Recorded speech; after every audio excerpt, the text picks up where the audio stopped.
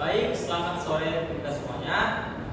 Mari kita panjatkan puji dan syukur kepada Tuhan Yang Esa, karena pada sore hari ini kita masih dapat berkumpul untuk melakukan presentasi kita pada sore hari ini. Baik, kami dari kelompok D ingin menyampaikan hasil diskusi kami yang berjudul tentang Balut Bidai, cedera Balut Bidai. Nah, sebelumnya kami akan memperkenalkan diri. Perkenalkan, nama saya Victor dan Haikal sebagai moderator. Saya Muhammad Fajar Rubi sebagai pemateri pertama. Saya Nene Jelika sebagai pemateri kedua. Saya Diana Binti sebagai pemateri ketiga. Baik, langsung saja ke materi. Saya akan serahkan kepada pemateri pertama.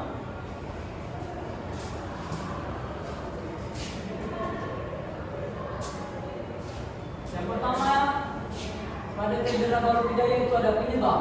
Yang pertama itu penyebab pertamanya balut bidai umumnya merupakan kelainan bawaan yang terjadi selama perkembangan janin di dalam rahim. Penyebab pasti balut bidai tidak selalu jelas, tetapi faktor genetik dan lingkungan dapat memainkan peran. Dan yang kedua itu ada pencegahan. Yang pertama, karena balut bidai adalah kelainan bawaan tidak selalu dapat dicegah, pemeriksaan prenatal dapat membantu mendeteksi kondisi ini selama kehamilan. Tetapi pencegahan sebenarnya tidak mungkin dilakukan. Dan yang ketiga itu ada pengobatan. Pengobatan balut bidai biasanya dimulai sejak bayi baru lahir.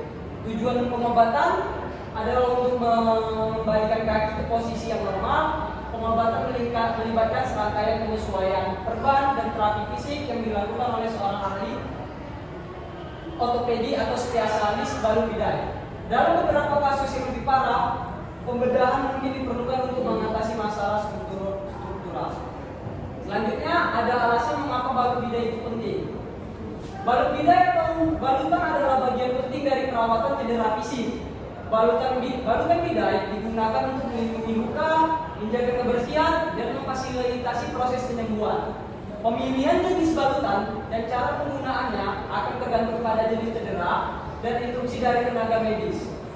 Dalam banyak kasus, balutan yang tepat dapat membantu meminimalkan risiko infeksi dan mempercepat proses penyembuhan.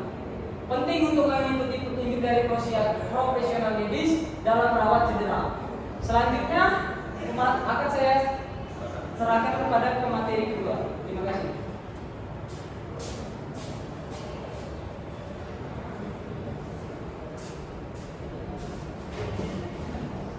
Selanjutnya anatomi balut bidai. Anatomi balut bidai terbagi atas beberapa. Yang pertama itu kasa steril yang digunakan untuk membersihkan dan melindungi luka. Lalu masuk ke perban digunakan untuk mengikat atau mengamankan kasa steril di sekitar luka. Yang ketiga, tispum atau split kadang-kadang digunakan untuk mempertahankan posisi tertentu dalam perawatan cedera tulang atau sling. Yang keempat, alas penutup, di mana biasanya digunakan di atas luka sebelum memasang perban atau kasa steril untuk melindungi luka dari kontaminasi. Yang kelima itu klip atau rekan, digunakan untuk menjaga balutan tetap pada tempatnya.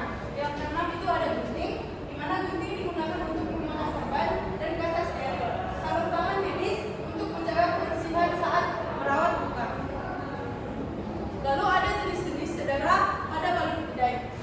Cedera sendi, ini termasuk cedera pada lutut, pergelangan kaki, atau pinggul yang memerlukan balutan bidai untuk mendukung melindungi sendi selama penyembuhan.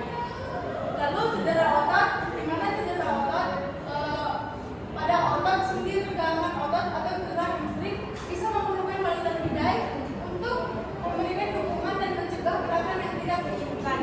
Lalu cedera tendon, di mana cedera tendon balutan bidai juga digunakan untuk cedera pada tendon seperti tendinitis dan tendinosis untuk mengurangi tekanan dan memfasilitasi penyembuhan. Lalu masuk ke cedera lutut, di mana cedera pada ligamen atau meniskus lutut seringkali menggunakan balutan bidai khusus yang disebut bidai lutut untuk memberikan dukungan dan stabilitas. Lalu masuk ke cedera pergelangan kaki, di mana balutan bidai pergelangan kaki digunakan untuk cedera seperti sprain pergelangan kaki untuk mengurangi pergerakan dan membantu penyembuhan. Cedera lengan, ketika seseorang mengalami cedera pada lengan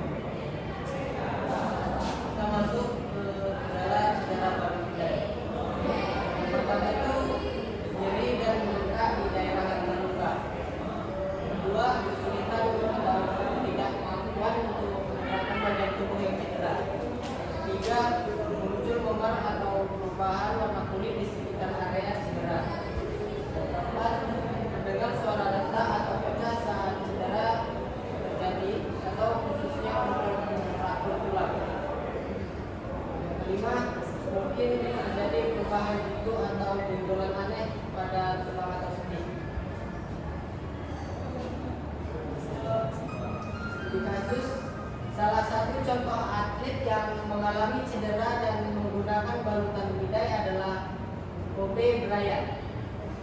Pemain basket terkenal pada tahun 2013, Kobe Bryant mengalami cedera Achilles saat bermain untuk Los Angeles Lakers. Cedera tersebut sangat serius dan dia harus diangkut keluar dari lapangan. Setelah cedera Achilles, Kobe menjalani operasi dan memulai proses pemulihan yang panjang. Selama proses pemulihan tersebut, dia menggunakan balutan bidai di sekitar pergelangan kaki dan Achilles untuk membantu menjaga kestabilan dan mendukung penyembuhan cedera tersebut. Ia melakukan pemulihan yang intensif dan akhirnya berhasil kembali ke lapangan untuk bermain basket profesional. Kisah Kobe Bryant adalah contoh inspiratif tentang tekad dan kerja keras dalam pemulihan dari cedera olahraga yang serius dan dengan bantuan balung bidai dan perawatan medis yang tepat. Selanjutnya saya serahkan kepada moderator.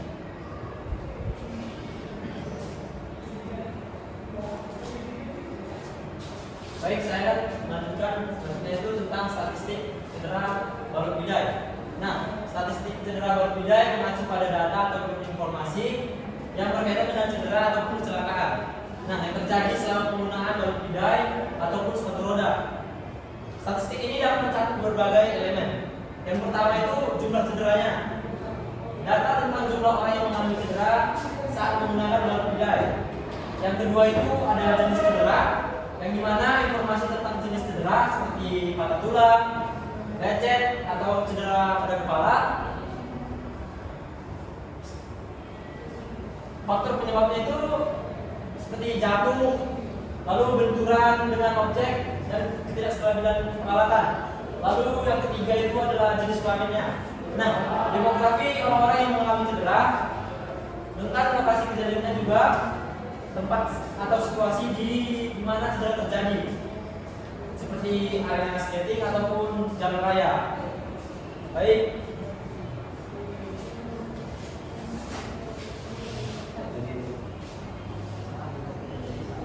Baik, saran dari kami tentang balut bidai Bapak D. Yang pertama itu ada segera berikan pertolongan pertama. Contohnya itu saat seseorang atlet mengalami cedera pada balut bidai, pergelangan kaki. Nah, penting untuk segera memberikan pertolongan.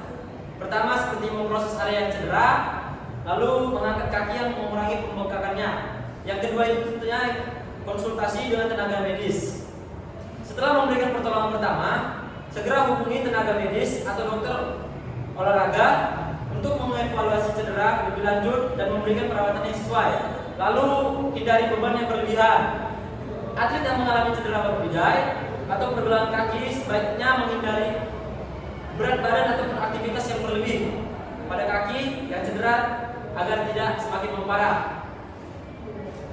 Baik, jadi pada kesimpulan kelompok D mengenai materi balut bidai, yang dimana cedera pada balut bidai atau pergelangan kaki adalah masalah umum dalam olahraga, yang dimana penanganan yang cepat dan tepat sangat penting untuk mengurangi risiko komplikasi pada cedera tersebut, yang dimana pertolongan pertama segera, konsultasi dengan tenaga medis, lalu menghindari beban berlebihan adalah langkah-langkah yang dapat membantu untuk pemulihan yang sukses.